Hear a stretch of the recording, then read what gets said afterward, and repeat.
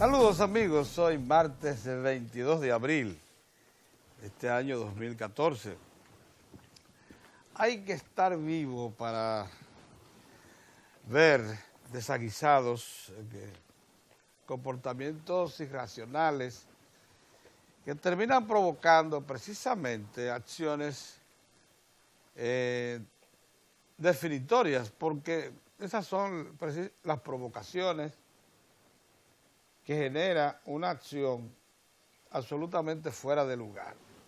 Se trata de la decisión del Tribunal Administrativo, Superior Administrativo de aquí de Santo Domingo, la segunda sala precisamente. El presidente del Senado, el Senado de la República, los ministerios de Medio Ambiente y de Industria y Comercio, incluida su dependencia, la Dirección General de Minería, Falcon Bridge Dominicana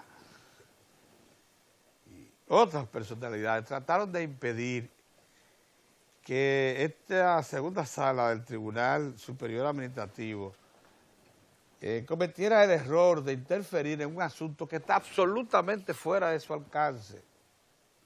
Van a ver, cuando los eventos salgan a relucir, que estos jueces no solamente se excedieron cuando dispusieron preservar, ordenar, tanto a Medio Ambiente como al Ministerio de Industria y Comercio, por intermedio de la Dirección General de Minería,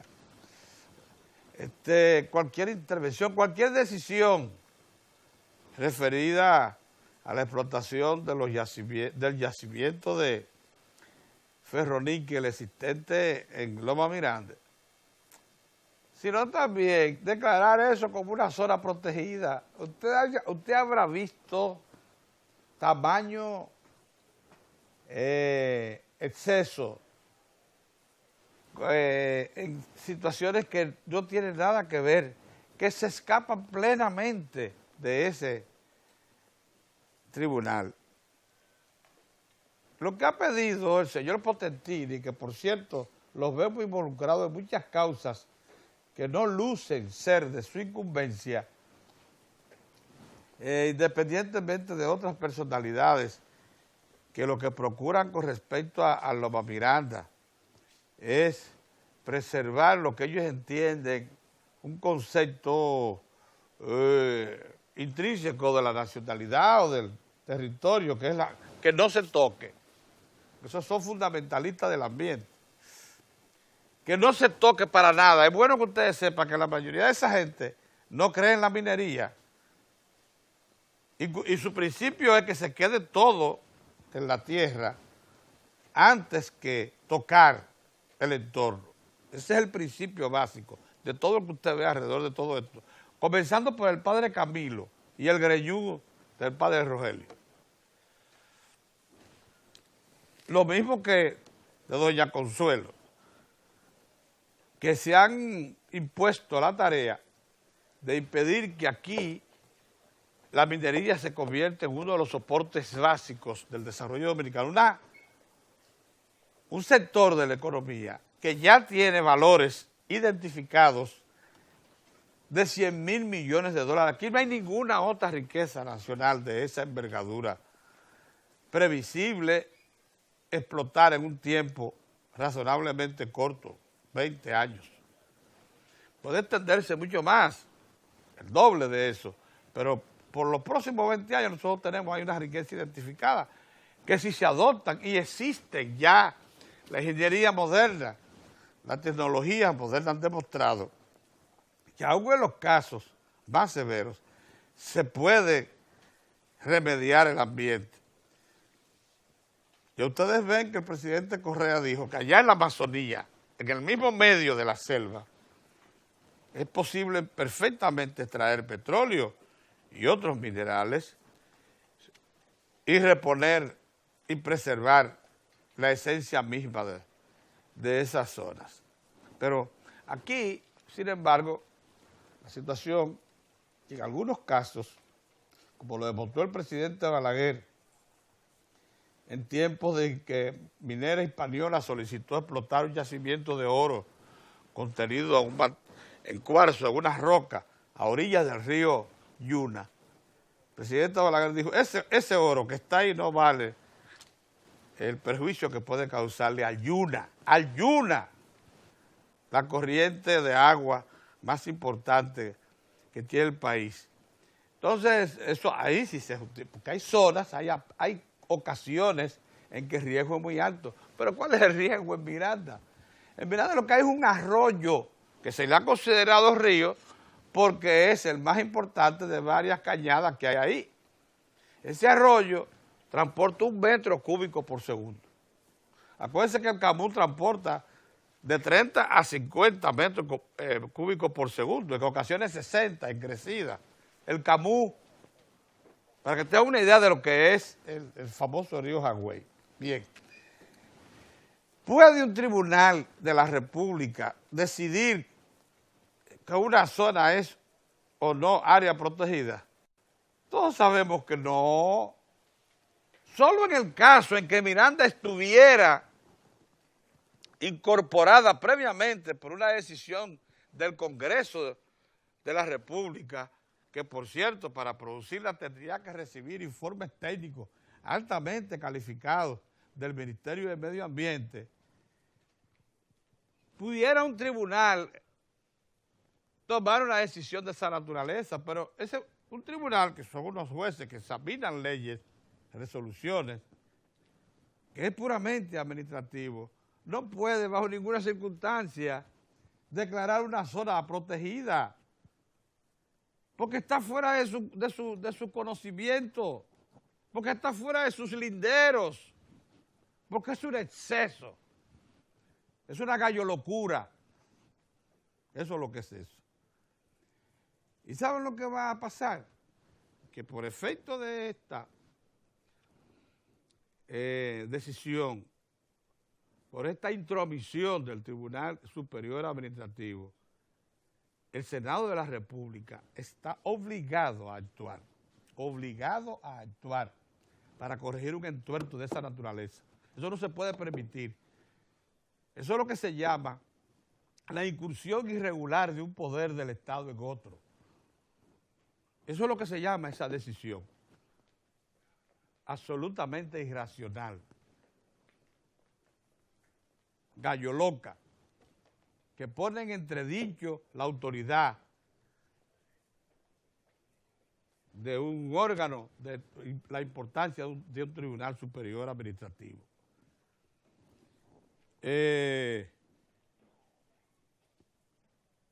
Ayer mismo, precisamente, el Senado, la Comisión Especial del Senado, que estudia el proyecto de ley que declara a Loma Miranda área protegida y que por razones de blandenguería y de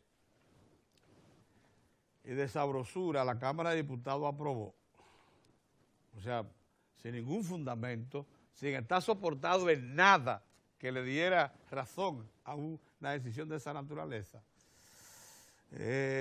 Precisamente ayer la comisión estuvo de visita en los terrenos de Falcon Bridge y visitó no solamente Loma Miranda, sino también Loma Ortega, Loma La Peguera y Loma Caribe. La explotación de ferroníquel, que se inició en el 1971, comenzó por Loma La Peguera y prosiguió con Loma Caribe, que está razonablemente cerca de ahí. Cuando esas dos lomas, esos dos yacimientos, se explotaron, que por cierto reunían, cada yacimiento tiene su particularidad, su especificidad.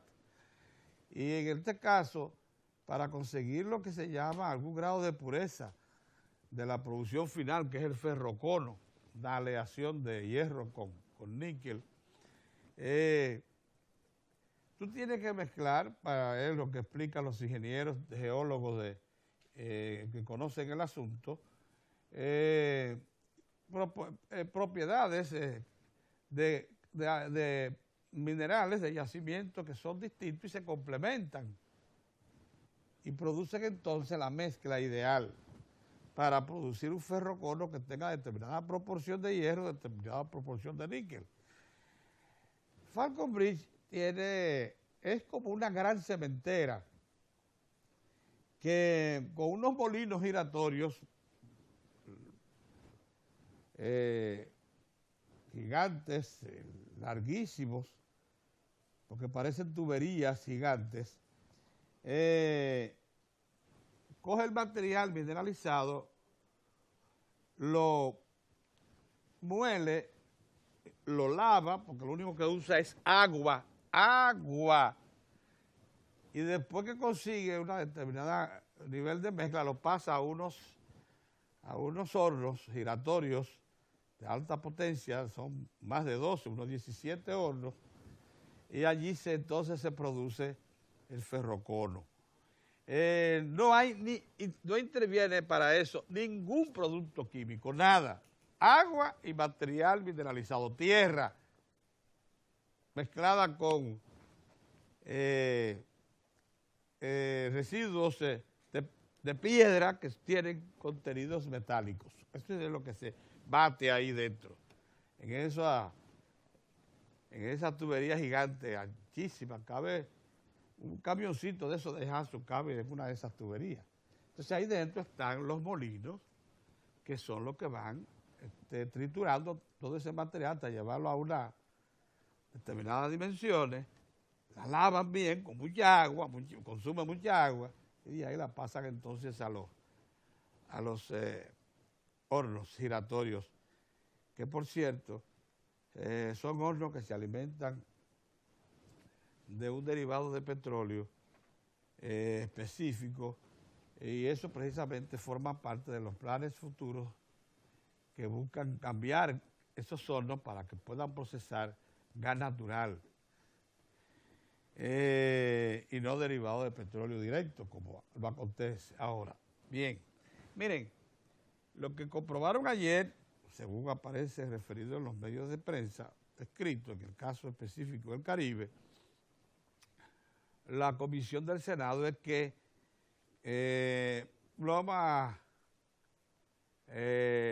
La Peguera está muy avanzada en su reforestación.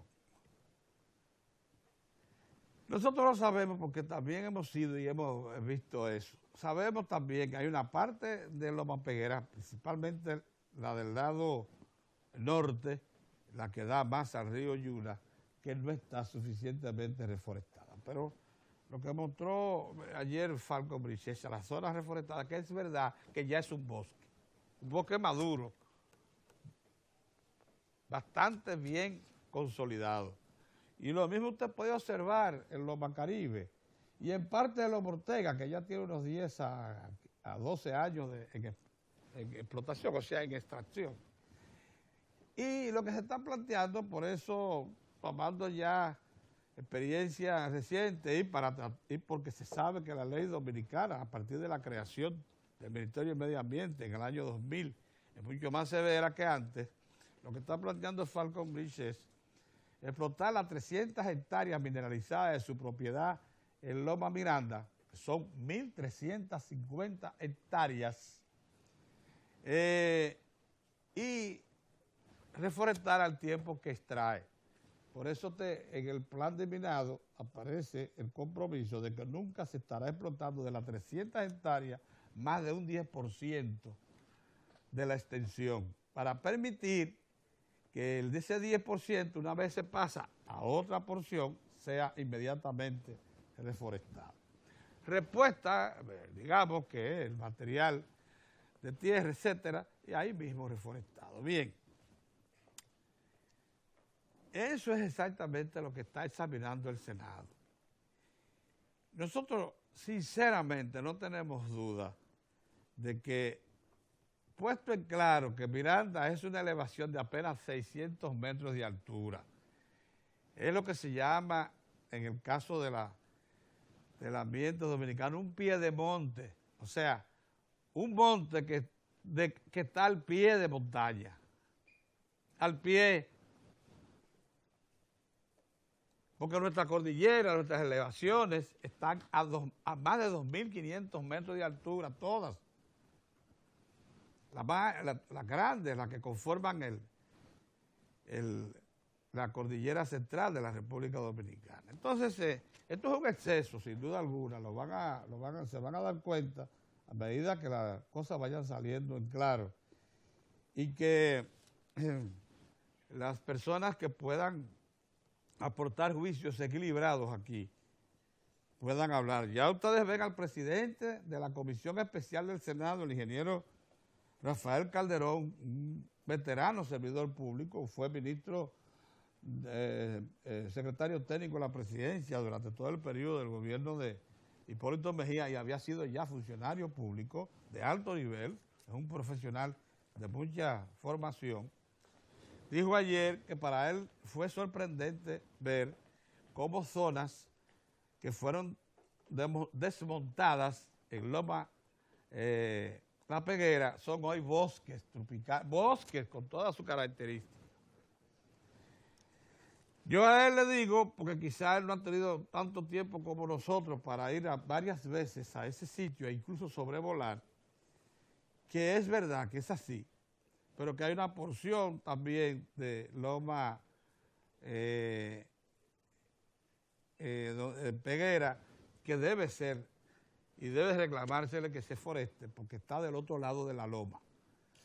La que es visible, que está de este lado, del lado sur, que se ve desde la carretera, se ve perfectamente reforestada. Acuérdense que uno de los espectáculos más lamentables que había antes cuando usted viajaba al Cibao era pasar por el Valle del Cibao, específicamente por Monseñor Noel, y observar que a la derecha esas lomas lucían rasgadas, expuestas, sin árboles. Bueno, hoy están con árboles todas. Es verdad, una alta proporción. Es probable que de Loma Peguera se haya reforestado 50-55%, quizás más, pero falta una porción porque este asunto tiene que ser supervisado más estrechamente por las autoridades. Sin embargo, mientras tanto, Falcon Bridge le ha aportado desde 1988, cuando se revisó el contrato hasta hoy, más de 2.000 millones de dólares al Estado Dominicano. Está garantizado que por la revisión que se hizo del contrato en el 1988, está en explotación la mina desde el 1971. La participación del Estado pasó a ser un 50% de beneficios brutos de la explotación, más la participación de un 10% en los beneficios que toca la minera, porque es accionista en un 10%. Por tanto, la explotación de Falcon Bridge es para el Estado Dominicano beneficiosa, siempre que no afecte de manera irremediable el medio ambiente. Y ya les digo, lo que falta por incorporar, que es la última parte del yacimiento identificado en el proceso exploratorio y de concesión de Falcon Bridge Dominicana, que es Loma Miranda, no ofrece peligro al ambiente, siempre que se cumpla con la supervisión eficiente del Ministerio del Medio Ambiente. Ayer también, y hoy se insiste en lo mismo, el periódico El Caribe reveló que Envirogold, una compañía australiana que explota el oro y la plata que fueron a parar a la presa de Colas de la antigua Rosario Dominicana, en Las Lagunas, está en operación. Ahí se invirtió unos 100 millones de dólares para aplicar una tecnología australiana que permite extraer de zonas muy sulfuradas, que es el caso en la presa de Las Lagunas, oro y plata, y al mismo tiempo producir una cola, o sea, un sobrante, que sea inerte, que no represente ningún peligro ni para la naturaleza ni para los seres vivos, ni al ambiente propiamente. esa planta está procesándose desde hace más de 2 años. Es lo que llaman, lo que se patentizó como el sistema Albión, el uso de determinados materiales químicos y metálicos que mezcla y con determinado calor y procesos permite separar el ácido sulfúrico y el azufre del oro y la plata y producir entonces como materia final una especie de carbón que va a parar a un depósito sin ningún peligro. Eso nosotros lo vimos también hace mucho tiempo que estuvimos ahí con el ingeniero José Seda, que sigue siendo el gerente general de la mina, un dominicano muy sólido, un profesional que tiene muchísima experiencia. Fue gerente general de Rosario Dominicana por mucho tiempo y ha sido también empleado importante de varias otras mineras. Sena garantiza que, contrario a como a los temores que tienen algunos residentes que todavía quedan cercanos a Pueblo Viejo y Los Cacaos, donde está precisamente ubicada las lagunas, la explotación de las lagunas, precisamente lo que está es eliminando un peligro. Ahí en las lagunas no hay un pajarito que se pose, no hay un pez que sobreviva por la alta concentración de azufre, de ácido sulfúrico que hay ahí. Entonces, una vez que se extraiga, se le saque ese material que fue depositado, esas aguas van con el tiempo a recuperar su normalidad y entonces dejará de ser un agua hedionda como es ahora, ciertamente, por la mezcla del ácido sulfúrico con el agua. El azufre produce casi ácido sulfúrico cuando se mezcla con agua. Las chimeneas que procesan el material no despiden mal olor. Lo que despide mal olor es lo que está depositado en la presa de las lagunas. De eso nosotros tenemos plena conciencia porque hemos estado en el lugar y sabemos que es así. Bueno, en definitiva, queríamos decir que lo de ayer, la despedida que hizo el pueblo dominicano representada en muchos sectores que fueron al cementerio de la Máximo Gómez, la despedida a doña Sonia Silvestre fue la que el momento reclamaba, porque la verdad es que esta dama supo representar lo mejor del pueblo dominicano, fue suficientemente sensible como para identificarse con las penas y alegrías de los sectores de la base social dominicana. Ese es su gran mérito. No solamente ser una bolerista exquisita, una productora de ideas y de sentimientos altos y una intelectual. Es bueno que ustedes sepan que Sonia estuvo en los ambientes intelectuales de buena poesía, de buena producción, pero también estuvo suficientemente armada de la dedicación, la aplicación a fondo para entender lo que son los sentimientos del pueblo dominicano en la base. Cuando surge la bachata, que es un producto enteramente popular, Sonia fue de las primeras que la interpretó correctamente y se incorporó al movimiento y participó como exponente de ella. Por eso es que esta señora tiene tanta ligazón con lo que son los mejores sentimientos del pueblo dominicano.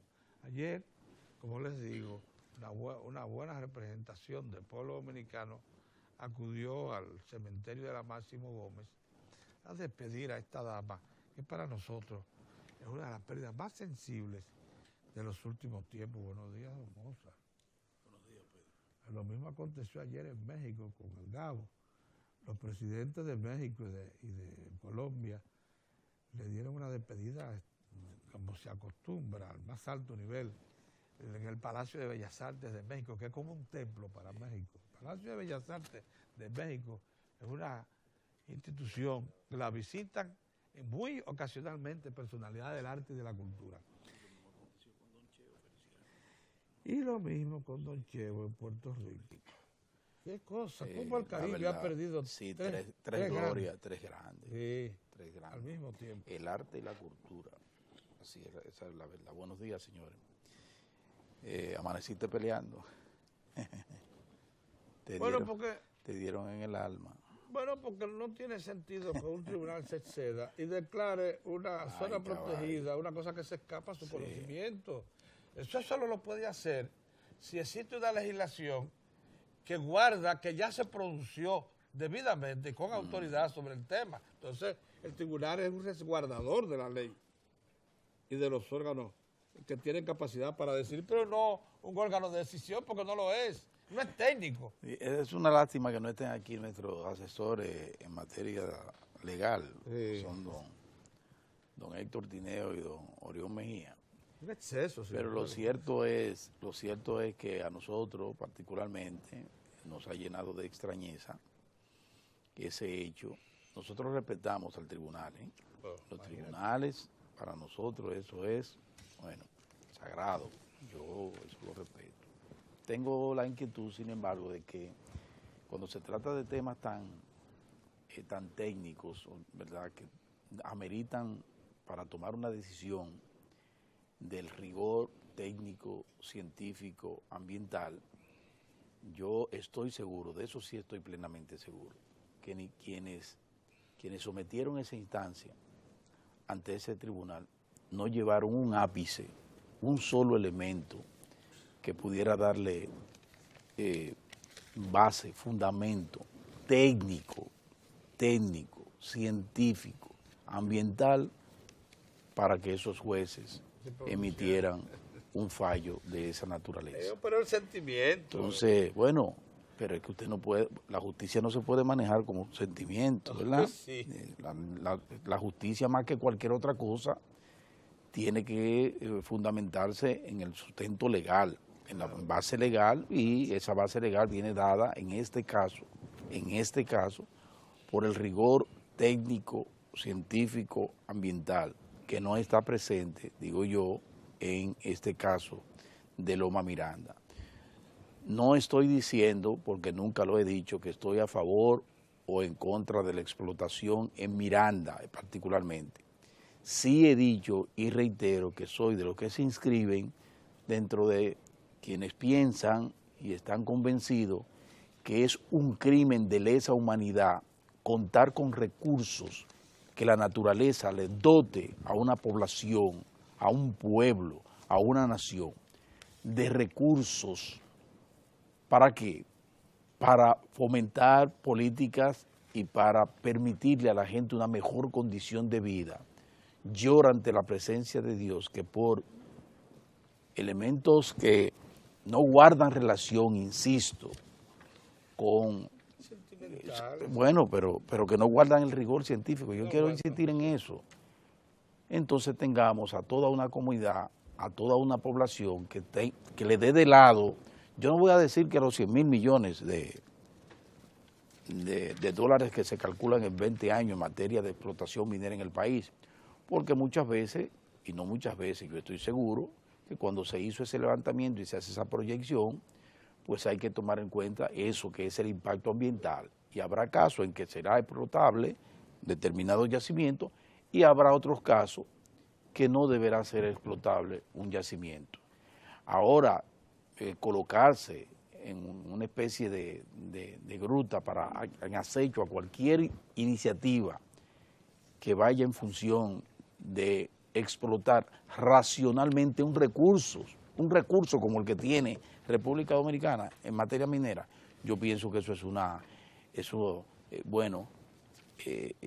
se acerca a una verdadera aberración. Entonces, en ese sentido, uno no puede, lo que tienen que hacer ahora es esperar, porque como decimos, nosotros respetamos esa decisión del tribunal.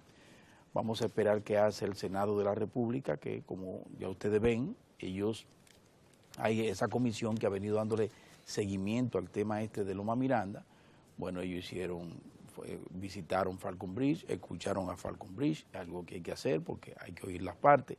Recuerden que ya habían escuchado a quienes se oponen, para que no, ya ellos habían visitado esa zona en compañía de todos aquellos instituciones, personas que están opuestas a la explotación de Miranda. Ahora lo hicieron con Falcon Bridge, escucharon a esta gente, a esta empresa que tiene un contrato de exploración, ¿verdad? Y escucharon cuál es su parecer. Se está a la espera de estudios complementarios sobre el caso para ver el nivel de impacto que tendría una explotación minera en esa zona, y entonces uno ve, esto parece insólito. De todas maneras te digo, Pedro, que este es un paso a favor de quienes apuntan a que no se explote Loma Miranda. Vamos a ver cuál. Yo no diría, como tú dices, que el Senado está obligado a corregir un entuerto como este. Yo lo que sí creo que está obligado es a acelerar el proceso y tomar una decisión en una u otra dirección, porque ya la Cámara de Diputados, por ejemplo, aprobó el proyecto, ¿verdad? Que son atribuciones, sí. Sí, pero eso va. Es lo que pasa con el Senado. O sea, la única institución que puede declarar a Loma Miranda zona protegida es el Congreso. El Congreso Nacional. A informaciones técnicas. Que lo sustente. Exactamente. Entonces, ¿qué ha pasado? Que el tribunal se ha excedido, ha sobrepasado con mucho su... quizá uno aspire. Y entonces el tribunal está declarando zona protegida, lo que corresponde hacer al Senado. Y quizás también pudiera uno, quizás es mucho pedir, ¿verdad? Porque aquí hay gente que todo lo toma para sacarle filo político o buscar posicionamiento político en algunos casos. Exacto. ¿Verdad? Entonces pedirle a los medios de comunicación que por lo menos en ese caso sean prudentes en el planteamiento del tema. Porque fíjense que es un tribunal de segunda instancia, ¿verdad? El tribunal que toma superior, pero, ¿verdad? Bueno, tomó esa decisión, pero eso, usted no puede plantear eso como que prohibió ya. No, hombre, lo han interpretado, pero no es así. Eso no es así, ¿no? Acogió una solicitud de amparo que hicieron unos ciudadanos y una entidad que se maneja en materia jurídica. Bueno, lo acogió y emitió un fallo que vamos a esperar ahora cuál va a ser la reacción de otras instancias importantes del país, entre las cuales destaca el Senado de la República. Tú sabes que los ministerios de Medio Ambiente y de Industria y Comercio... Sí, pero el fallo también dice les rechaza a ellos. Lo mismo que el propio Senado trataron de impedir que el tribunal cometiera el exceso. Lo que realmente procuraban era que no interfiriera en una función que no le corresponde, que solo le corresponde al Poder Legislativo. Esa fue realmente la intención. Pero el tribunal insistió. Y se pronunció en una zona que está fuera de su control. Sí, es una lástima. Es una verdadera lástima. Pero bueno, vamos a esperar porque ese es un tema que nosotros decíamos, ese es de los temas que están en carpeta y que deben ya tomarse una decisión en ese sentido. Yo pienso que los estudios se han estado realizando. Me parece que Falcon Bridge ya pues dio informaciones adicionales al Ministerio de Medio Ambiente sobre el particular. Vamos a esperar ahora cuál es la decisión de esos organismos y cuál es la decisión finalmente del Congreso Nacional, que involucra obviamente a la Cámara de Diputados y al Senado de la República. Miren,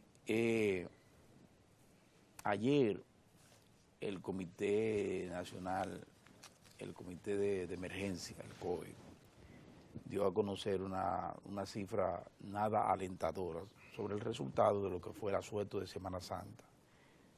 33 personas fallecidas, ¿verdad?, durante el asueto. Pero yo quiero llamar la atención particularmente sobre los 29 en accidentes de tránsito. De 33, 29 dominicanos y dominicanas de diferentes edades fallecieron producto de trágicos accidentes de tránsito. Entonces uno dice, lo primero es establecer que el esfuerzo que hicieron las autoridades estuvo al máximo nivel. Hicieron de todo, procuraron de todas las medidas necesarias, las orientaciones necesarias para que el exceso, el alcohol, la velocidad no se sobrepusiera como se sobrepuso a la racionalidad de la gente. Y entonces tuvimos ahí 29 fallecidos por accidentes de tránsito. Hubo incluso gente que murió por problemas de intoxicación alcohólica, 1 o 2 ahogados, pero la cifra que llama la atención son 29 de 33 en accidentes de tránsito. Entonces yo digo que, y eso, la diferencia fue de 3 o 4 fallecidos, lamentable, hay mucho dolor en toda esa familia, como ha quedado el dolor en otras familias que en años anteriores pasa por ese tipo de situación tan difícil, de perder un familiar o varios familiares durante un asueto o Semana Santa, que es de los más largos y tradicionales, o las festividades de Navidad, que también suelen arrojar este tipo de cifra tan dolorosa. Entonces nosotros decimos, si eso es realmente abrumador, encontrarse con 29 fallecidos en accidente, después de tantos llamados de todos los líderes políticos, sociales, de las iglesias, de los medios de comunicación, mucho más doloroso y mucho más dramático y mucho más preocupante es que eso acontece prácticamente día a día, porque nosotros estamos colocados nada más y nada menos que en la segunda posición en el mundo de naciones donde hay mayor cantidad de fallecidos por accidentes de tránsito. Eso es una verdadera tragedia y una verdadera plaga.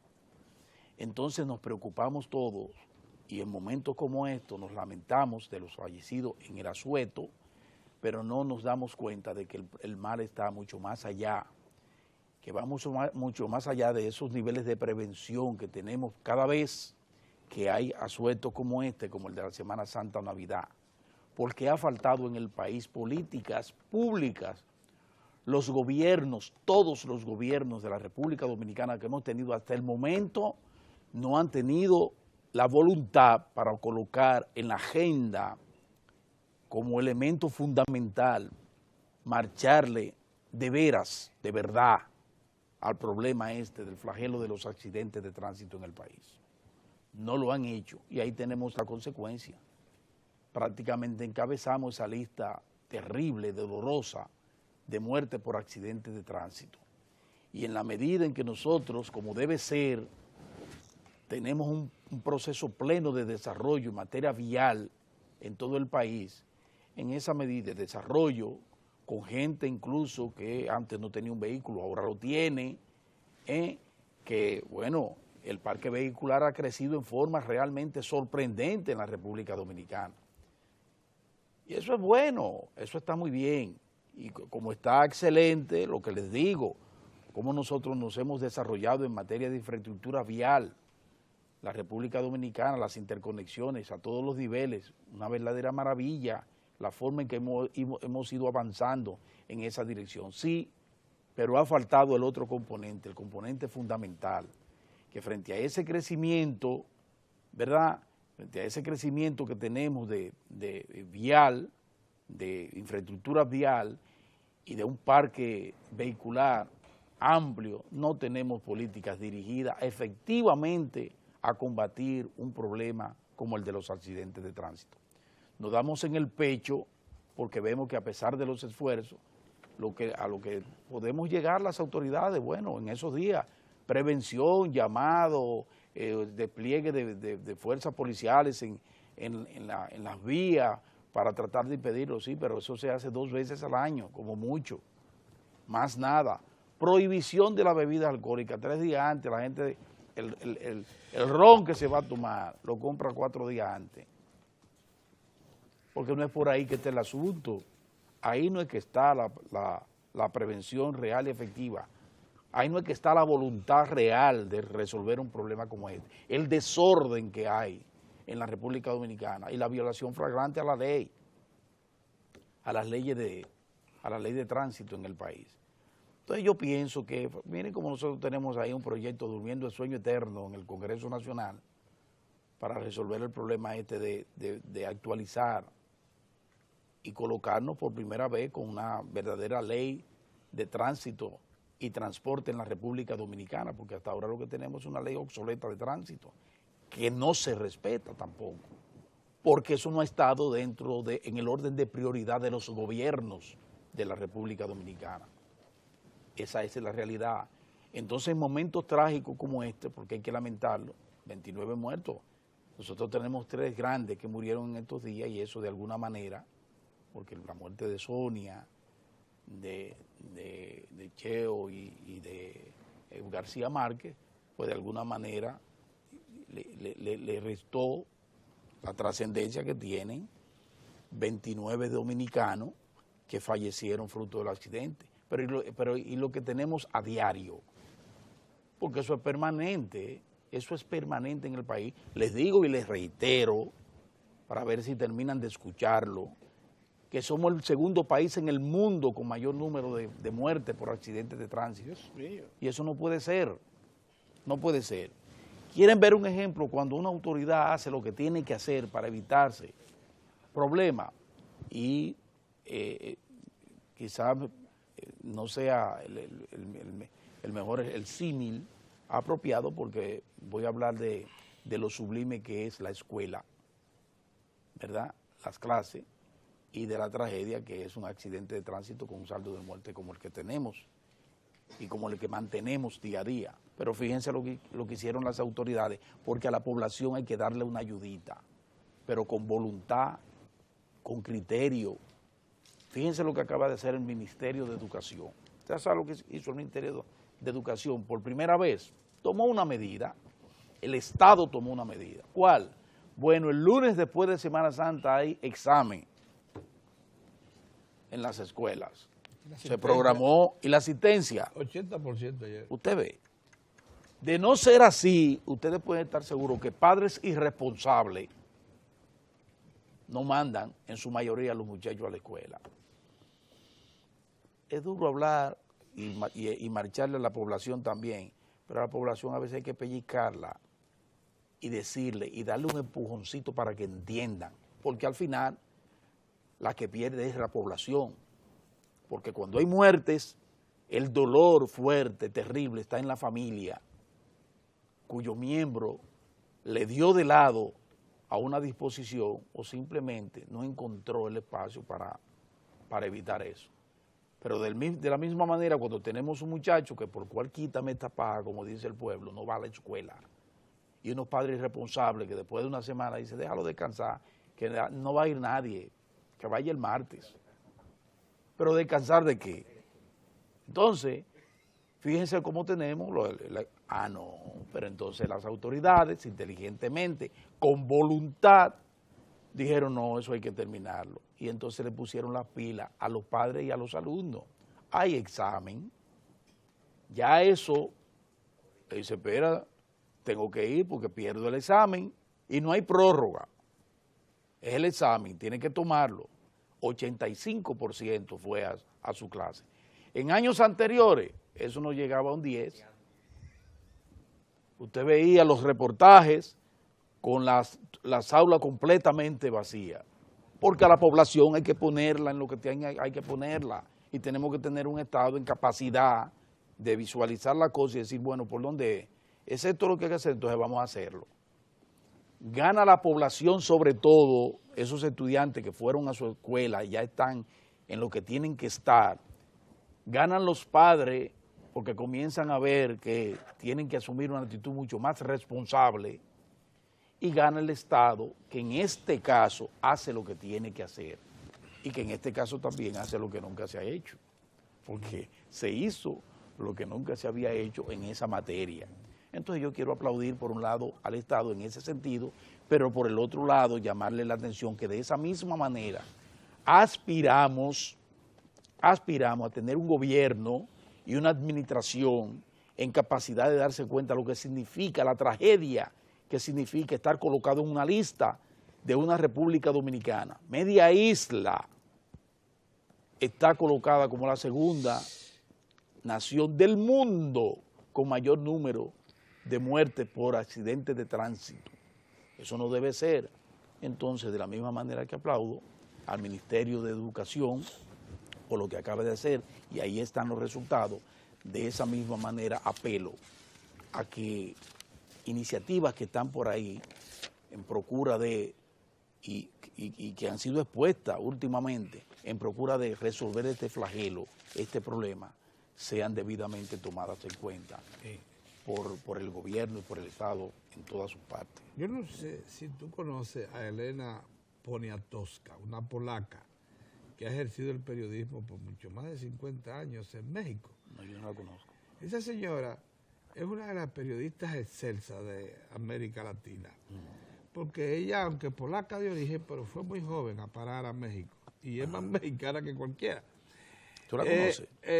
No la conozco, pero he leído bueno, por mucho tiempo es diferente su producción. Ella es una de las principales ejecutivas, lo fue por mucho tiempo en la revista Siempre, una revista mexicana que fue, digamos, una avanzada del conocimiento y de lo que se llama un periodismo abierto, democrático, de primera línea, y de mucha categoría intelectual. Doña Elena acaba de a sus 82 años, acaba de recibir el premio Cervantes de las Letras en España y está ya precisamente procurando el reconocimiento. Ella es escritora también, es periodista, esencialmente periodista. Es una de las mejores reportajistas que he visto y más sólida, intelectual solidísima. Pero ha escrito libros como La noche de Tlatelolco, porque ahí sí yo estuve. Yo llegué un día después a México de lo que pasó en Tlatelolco, la matanza, en la zona universitaria. Eso fue terrible. Se celebraron los Juegos Olímpicos y entonces una forma de protesta de la oposición fue tomar la Universidad de México, y el gobierno, para demostrar autoridad ante los visitantes que venían de toda parte del mundo, lo que hizo fue que produjo una matanza. Dicen que ese relato, no lo conozco tampoco, La noche de Tlatelolco, es uno de los más vívidos y ejemplarizadores de lo que aconteció esa vez. Y que también La piel del cielo, otra novela, producción de esta escritora, es una obra magnífica, que es la que principalmente ha puesto a la Fundación Cervantes en la decisión de tomar a esta señora como primera mexicana en ser reconocida con el premio Cervantes, en la 38 edición del premio. Muy bien. Hay un reportaje hoy Amplio. en el periódico El País, una entrevista que se le hace a doña Elena. Óigame, que es el ejemplo del periodismo, del mejor periodismo. Yo le digo, porque en la década de los 60 era muy difícil que nosotros pudiéramos tener acceso a informaciones veraces acerca de lo que se estaba produciendo en la Unión Soviética, del experimento socialista soviético, de lo que estaba produciéndose en la República Popular China, del experimento. Otro experimento. Sí. Entonces, todas esas cosas las transmitía esta señora con una profesionalidad a toda prueba, en medio de un gobierno como el que generó el PRI, el Partido Revolucionario Institucional de México, una semidictadura, una semidictadura. Entonces esta señora ejerció un periodismo valientísimo, inteligente, penetrante, expositor de objetividades, de cosas que en América Latina no se estilaban. Estamos hablando del 63, 64, toda la década de los 60 y 70. Y esta dama, doña Elena Poniatowska, fue el ejemplo, uno de los pocos observatorios que nos permitían a nosotros, los latinoamericanos, saber lo que estaba pasando en esta zona y en el resto del mundo. Los reportajes de doña Elena son un ejemplo de primor del ejercicio del periodismo. Bueno, tenemos que acoger con agrado ese Ese merecidísimo reconocimiento de esta doña. Sí. reconocimiento Aquí hay de esta una doña. foto. Sí. Miren eso, esta es la señora Elena Poniatowska, y está ella rodeada también, con todos sus nietos. Pero les digo que si algún ejemplo debemos tener de ejercicio de periodismo, Sí. es esta dama, extraordinaria, indomeñable, nunca ha sido puesta en miedo en su ejercicio del periodismo. Sí. Mira, Pedro, yo quiero referirme al tema del proceso interesante de cedulación. ¿Tú has visto cómo la gente en el inicio acudió masivamente? Sí. ¿Tú te acuerdas que la semana pasada, cuando el presidente Danilo Medina, que fue el primero en recibir la primera cédula, ¿verdad?, en su condición de jefe de Estado,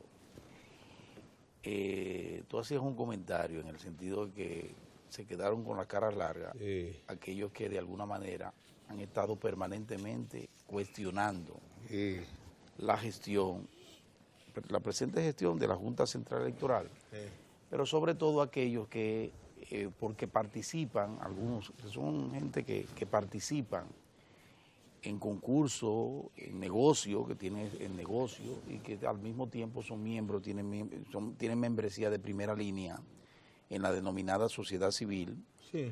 pues incluso iniciaron una campaña terrible que procuraba pues desmeritar, desdorar esta iniciativa tan importante de un documento tan seguro como el que tenemos ahora. La campaña iba en dos sentidos, que era también desautorizar al presidente de la Junta. Al presidente de la Junta, exactamente. Por considerarlo... No, porque en eso han estado ellos desde las elecciones, hace mucho tiempo, Sí. en tratar de socavar Así es. La gestión del juez Roberto Rosario. Pero yo digo que en el caso particular Ahí sí se de le pega este el billete. documento tan importante, de actualización de este documento, que conlleva instrumentos ahora, tecnología de primerísimo nivel, como ese de ir al IRIS. Cuando el presidente le dio... Y al presidente santiguar eso, Sí. pues eso ha creado toda una serie de gran congoja entre quienes, primero les digo, quienes han estado permanentemente cuestionando la gestión de Roberto Rosario por cuestiones que no tienen nada que ver con la cédula, y otros que, sumados a eso, han cuestionado al proceso de licitación donde hay veedores, como en la mayoría de las instancias oficiales aquí en el país. Pues fíjense cómo la gente ha respaldado un proceso como este, que deberá seguir esa misma ruta. No le teman a las filas. Si hay que hacer fila, hay que hacerla. Dotarse de un documento como este es sumamente importante.